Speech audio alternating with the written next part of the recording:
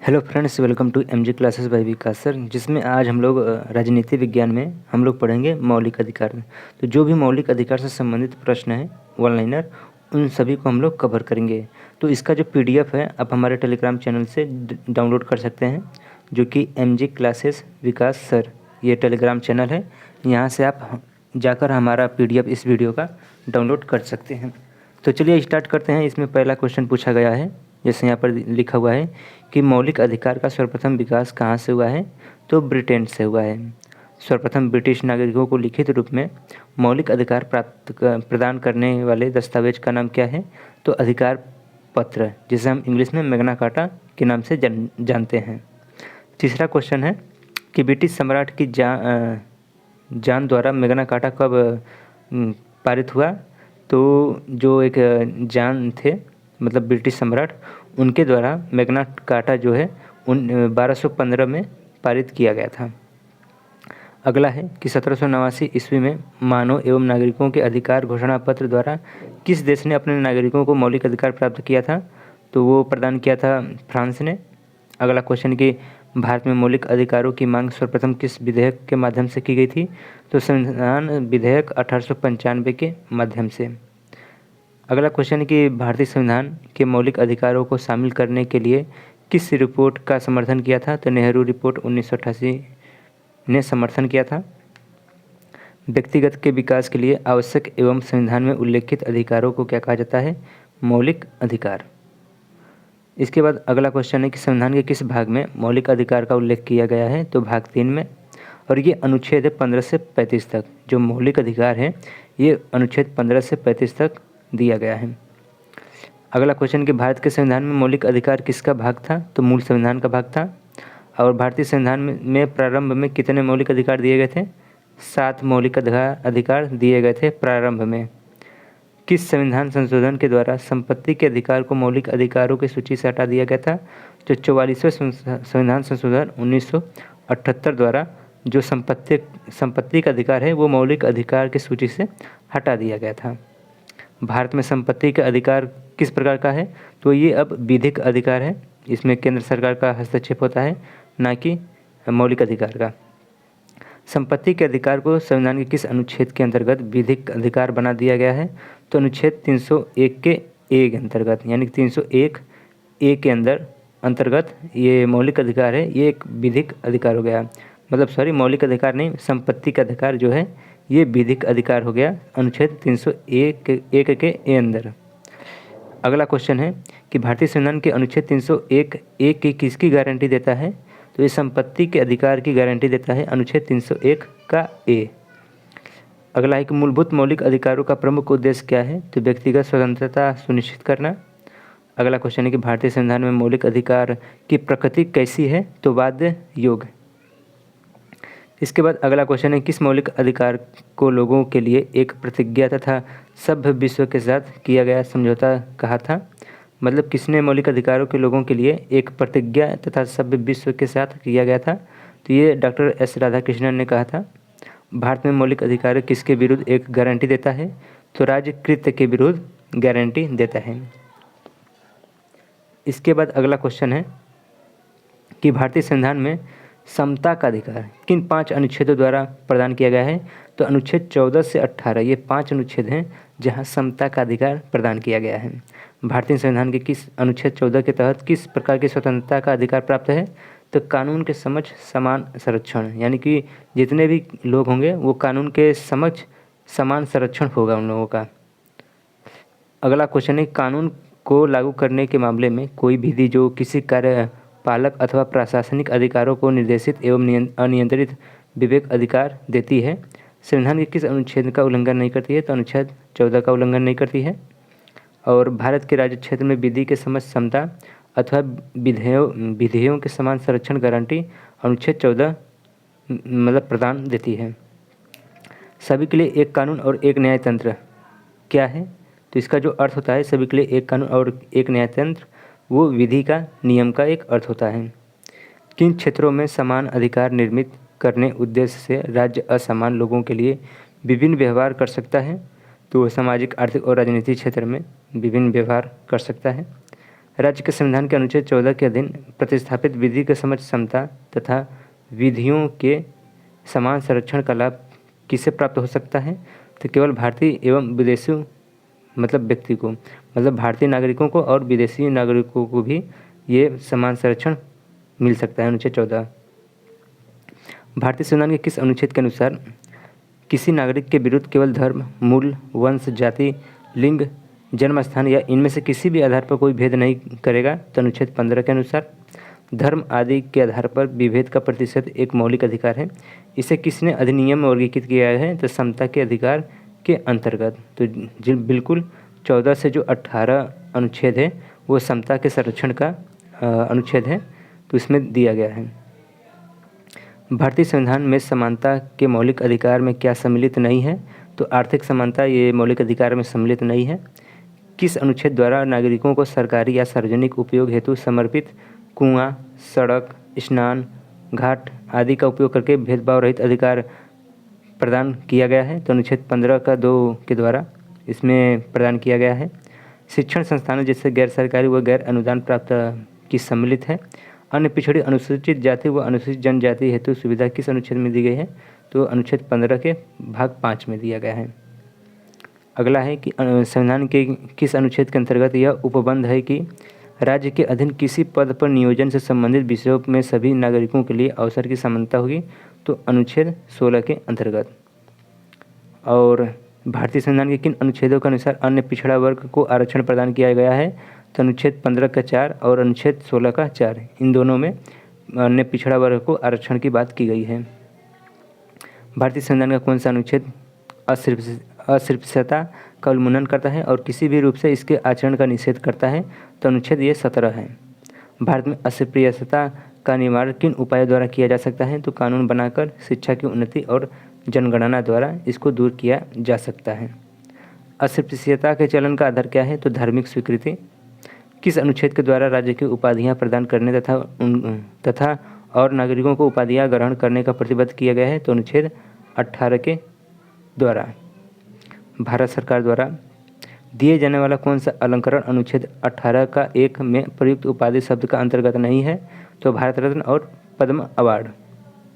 संविधान की प्रस्तावना के प्रयुक्त समाजवादी शब्द को किस अनुच्छेद के साथ मिलकर पढ़ने से सर्वोच्च न्यायालय को समान कार्य के लिए समान वेतन मौलिक अधिकार परिभाषित करने की एक शक्ति प्राप्त होती है? तो अनुच्छेद 14 से 16 तक, मतलब कि अनुच्छेद 14 और 16 ये है। अगला है कि भारतीय संविधान में स्वतंत्रता का अधिकार किन 4 अनुच्छेदों में बांटा गया है? तो अनुच्छेद 19 से लेकर अनुच्छेद 22 तक ये हम लोगों का स्वतंत्रता का अधिकार है। भारतीय संविधान के किस अनुच्छेद में भाषण एवं अभिव्यक्ति की स्वतंत्रता का मौलिक अधिकार प्रावधान है? तो अनुच्छेद 19 में।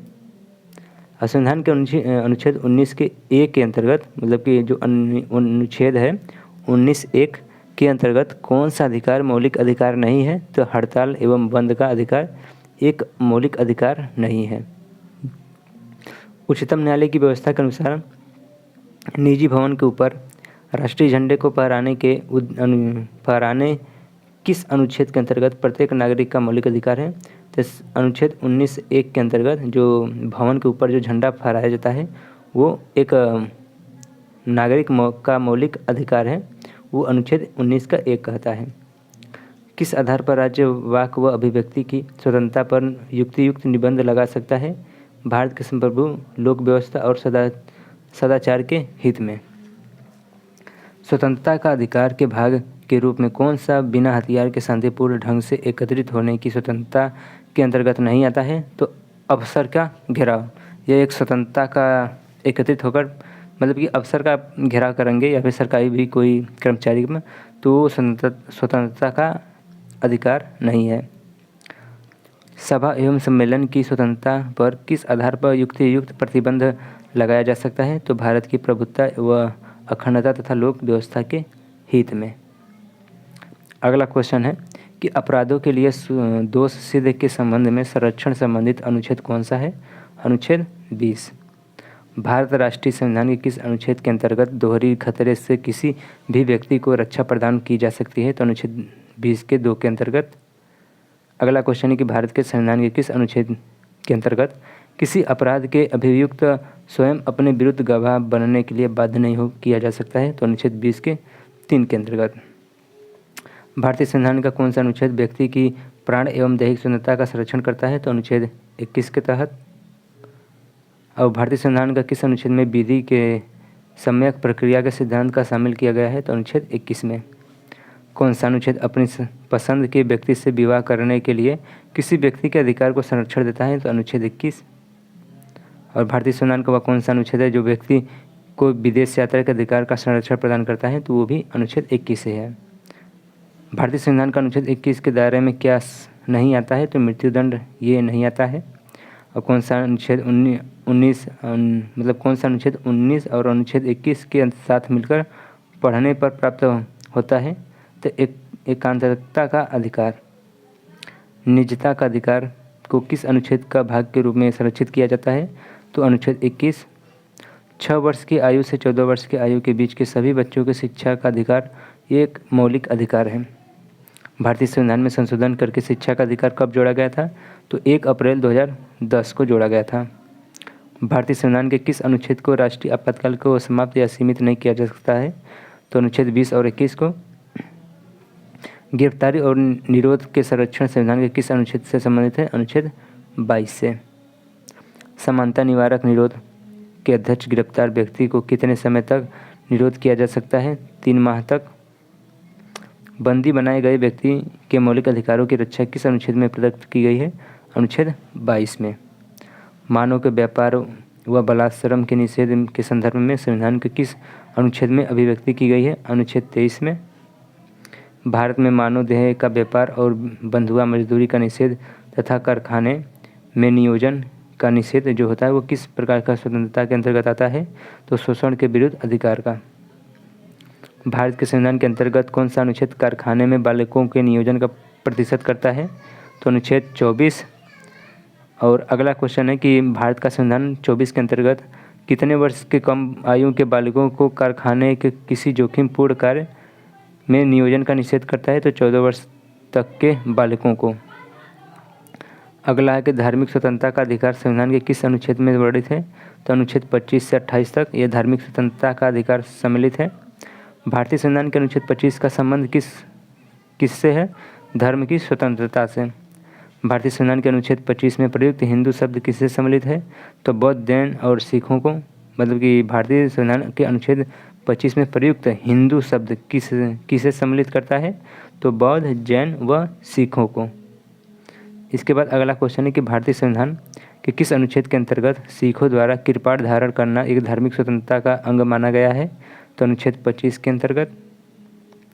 और भारतीय संविधान के अनुच्छेद 25 के अनुसार धर्म स्वतंत्रता का अधिकार किसके अधीन है, तो सार्वजनिक व्यवस्था तथा स्वास्थ्य का सदाचार के। इसके बाद अगला क्वेश्चन है कि संविधान के किस अनुच्छेद के द्वारा किसी व्यक्ति को ऐसे कर से उन्मुक्ति प्रदान की गई है जिनकी आय को किसी विशेष धर्म की अभिवृद्धि हेतु प्रयोग किया जाता है, तो अनुच्छेद 27 के द्वारा। राज्य निधि से पूर्णतः पोषित शिक्षण संस्थानों में धार्मिक शिक्षा दिए जाने के निषेध कौन सा अनुच्छेद प्रदान करता है, तो अनुच्छेद 28। और संस्कृति एवं शिक्षण संबंधी प्रावधान भारतीय संविधान के किस अनुच्छेद में दिए गए हैं, तो अनुच्छेद 29 तथा अनुच्छेद 30 में दिया गया है। भारत के प्रत्येक नागरिक को जिसकी अपनी विशेष भाषा, लिपि या संस्कृति है उसे बनाए रखने का अधिकार होगा, यह किस अनुच्छेद से संबंधित है, अनुच्छेद 29 से। भारतीय संविधान का कौन सा अनुच्छेद अल्पसंख्यकों को अपनी मनपसंद शिक्षण संस्थानों को स्थापित एवं संचालित करने के लिए अधिकार संरक्षण प्रदान करता है, अनुच्छेद 30। किस अधिकार को डॉक्टर भीमराव अंबेडकर द्वारा संविधान का आत्मा कहा गया है, तो संवैधानिक उपचारों का अधिकार को डॉक्टर भीमराव अंबेडकर ने संविधान का आत्मा कहा है। भारतीय संविधान के अनुच्छेद 32 के अंतर्गत कौन सा अधिकार परिवर्तित किया जा सकता है, तो मौलिक अधिकार ये परिवर्तित किया जा सकता है। भारतीय संविधान के किस अनुच्छेद के अंतर्गत भारत का उच्चतम न्यायालय नागरिकों के मौलिक अधिकारों के परिवर्तन के लिए विभिन्न रिट के अंतर्गत जारी कर सकता है, तो अनुच्छेद 32 के अंतर्गत विभिन्न रिट के अंतर्गत मतलब जारी हो सकता है उच्चतम न्यायालय के नागरिकों को। भारत के संविधान के अंतर्गत कौन सा एक मौलिक अधिकार नहीं है, तो नागरिकता का अधिकार एक मौलिक अधिकार नहीं है। भारतीय संविधान के मौलिक अधिकारों में कौन सा अंश नहीं है? तो उद्योगों के प्रबंध में श्रमिकों की सहभागिता। भारत के संविधान में मौलिक रूप से कौन सा मौलिक अधिकारों में शामिल नहीं है? तो सूचना का अधिकार एक मौलिक अधिकार में शामिल नहीं है। भारत के संविधान में गारंटी युक्त मौलिक अधिकार किसके द्वारा निलंबित किया जा सकता है? तो राष्ट्रीय आपात घोषणा के द्वारा आपका मौलिक अधिकार निलंबित किया जा सकता है। इसके बाद एक अनुच्छेद जिसके बिना संघर्ष अधिनियम है, यह संविधान की आत्मा और हृदय है। डॉक्टर भीमराव अम्बेडकर द्वारा कहे गए ये कथन का संबंध किस मूल अधिकार के संबंधित है? तो संवैधानिक उपचारों का अधिकार से संबंधित है। उद्देशिका राज्य के नीति निर्देशक तत्व या तथा मूल कर्तव्यों के अतिरिक्त भारत के संविधान का कौन सा भाग मानव के अधिकार के सार्वभौम घोषणा का सिद्धांतों एवं प्रावधानों को प्रतिबंधित करता है? तो ये मौलिक अधिकार है। भारतीय संविधान के अंतर्गत किस मूल अधिकारों को संरक्षक माना जाता है? तो न्यायपालिका को मौलिक अधिकारों का या फिर मूल अधिकारों का संरक्षक माना जाता है। किसी एक प्रलेख को किसी व्यक्ति की स्वतंत्रता का महानतम रक्षक माना जाता है? बंदी प्रत्यक्षीकरण। जब सर्वोच्च न्यायालय किसी व्यक्ति अथवा संस्था को उसके दायित्व के निर्वहन हेतु लक्ष्य जारी करता है तो उसे क्या कहते हैं? परमादेश। संवैधानिक उपचारों में से किसका पोस्टमार्टम देखा जाता है? तो उत्प्रेषण का। किसी न्यायालय अथवा न्यायाधिकरण के आदेश को रद्द करने के लिए कौन सी रिट जारी की जाती है? तो उत्प्रेषण। भारत में रहने वाले ब्रिटिश नागरिकों के किस अधिकार का दावा नहीं कर सकता है? तो व्यापार और व्यवसाय की स्वतंत्रता का अधिकार का दावा नहीं कर सकता है। भारतीय संविधान द्वारा प्रदत्त कौन सा अधिकार गैर नागरिकों का भी उपलब्ध है? तो संवैधानिक निराकरण का अधिकार गैर नागरिक को भी प्रदान है। भारतीय संविधान द्वारा प्रदत्त कौन सा अधिकार विदेशी नागरिकों को प्राप्त नहीं है? तो अभिव्यक्ति की स्वतंत्रता का अधिकार ये विदेशी नागरिकों को प्राप्त नहीं है। किस सिद्धांत के अनुसार राज्य निर्मित किसी विधि का कोई भी भाग मौलिक अधिकार से असंगत है या मौलिक अधिकारों के विरुद्ध है तो यह पूर्णतः शून्य घोषित नहीं किया जाएगा? ये है पृथक्करण का सिद्धांत। भारतीय संविधान में न्यायिक पूर्वावलोकन का आधार क्या है? तो विधि द्वारा स्थापित प्रक्रिया। भारत में कौन सा नागरिक मौलिक अधिकार में संशोधन कर सकता है? तो संसद। किस बात में सर्वोच्च न्यायालय ने कहा कि संसद का संविधान के भाग 3 में कोई संशोधन करने का अधिकार नहीं है और न ही मौलिक अधिकार को सीमित करने का? तो गोलकनाथ वाद ने 1967 में। किस बात में सर्वोच्च न्यायालय ने कहा कि संसद संविधान के किसी भी भाग में संशोधन कर सकती है परंतु संविधान के मूल ढांचे को नष्ट नहीं कर सकती है? केशवानंद भारती वाद 1973 में यह किया गया था। संवैधानिक उपचारों का अधिकार किन अनुच्छेद के मध्य हुई थी? तो अनुच्छेद 32 से 35 के बीच। अनुच्छेद 14 से 18 तक किसी अधिकार का वर्णन करता है? तो समानता का अधिकार अनुच्छेद 14 से 18 वर्णित करता है। तो फ्रेंड्स, ये रहा हम लोगों का 100 क्वेश्चन मौलिक अधिकार से संबंधित प्रश्न, जिसमें टॉप 100 क्वेश्चन था। तो इसका जो PDF है आप हमारे टेलीग्राम चैनल से डाउनलोड कर सकते हैं, जिसका नाम है MG क्लासेस विकास सर। यहाँ से जाकर आप हमारे टेलीग्राम चैनल पर PDF इसका डाउनलोड कर सकते हैं। मिलते हैं नेक्स्ट वीडियो में नेक्स्ट टॉपिक के साथ, वन लाइनर। तब तक के लिए वीडियो को लास्ट तक देखने के लिए आपका धन्यवाद।